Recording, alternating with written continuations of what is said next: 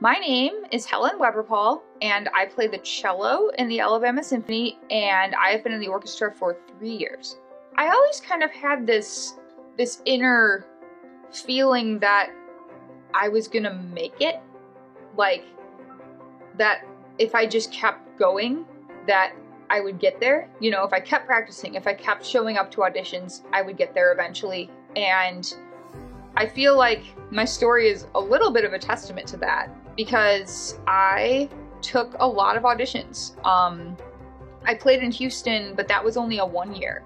So, and I had that extended a couple times, and then I did an educational outreach job for the Houston Symphony. So I was subbing with them, but I wasn't playing full time. And I came to a real crossroads at the end of that, because that job, while it was amazing, it was really hard, and I knew it wasn't probably a sustainable lifetime career. So I was into the 30s of auditions at this point, looking for a permanent 10-year track job. On my 36th try, I won the Alabama Symphony audition. It really is true that if you keep going to auditions, and every time you go, you learn something. Every time you go, you get a little bit better than you were before. You learn something from it. You will continue to get better. And if you continue to get better, eventually, it will happen for you. I think having an actual live orchestra in a community is really different than just having access to like a recording or something of an orchestra. Because obviously the way that technology is these days, you know, we can hear New York Phil, we can hear Berlin Phil, you know, we can hear all these different orchestras, but having one in your community is really different, because a live performance of something, there's an energy there that just can't be replicated. And I feel like educationally for the young people, I know ASO does a lot of outreach concerts, and it's really, I think, vital for young people to be able to hear the live performance of an orchestra, because just like I was saying earlier, the energy of the performers and the blending of those energies,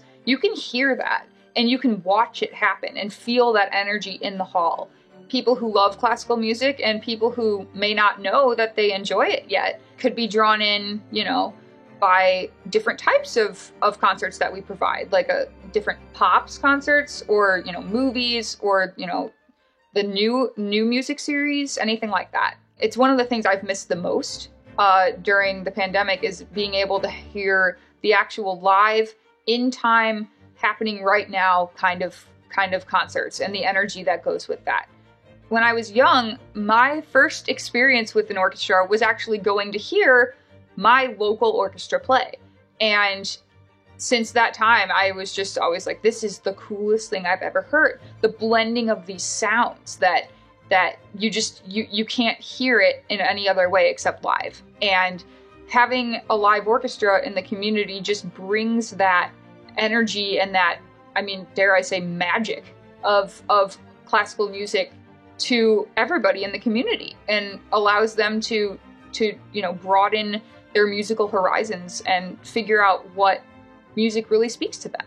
Classical music it's an art form, so it's based on human experience, and it's sculpted by composers talking about feelings. And that's the thing, is that it doesn't matter how long ago something was written. Humanity doesn't change that much. I mean, they say history always repeats itself. And I mean, it's kind of true, because human nature is human nature. And these composers who have this gift to write this incredible music, they're expressing emotions that humans had back then and that humans continue to have today. So it's almost like classical music is like getting advice from generations before us. You know, they've gotten old and they've experienced life, and they're writing this emotional information into music, and we can listen to it and use it to help us have hope for our lives. And I feel like that's why it continues to be performed, because people continue to hear it and learn from it. So having any way to listen to music and to have it help you come to terms with things and understand being a human being is, I think, will be relevant forever. I'm so thankful for the support and the people that want to listen to me and my colleagues play.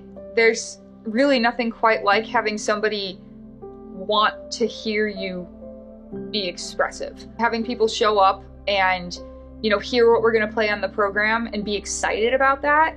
And that makes me excited to want to play it for you. Having a supportive audience is something that I've just been blown away by since coming to ASO, just how great the audience is. And I've just been so thankful that people appreciate the art form and appreciate us enough to come and continue to support us. And we really love being a part of this community and providing this music for people who want to listen. And yeah, I guess I'm just really thankful for all of the support for our organization and for everything that we do and that we love.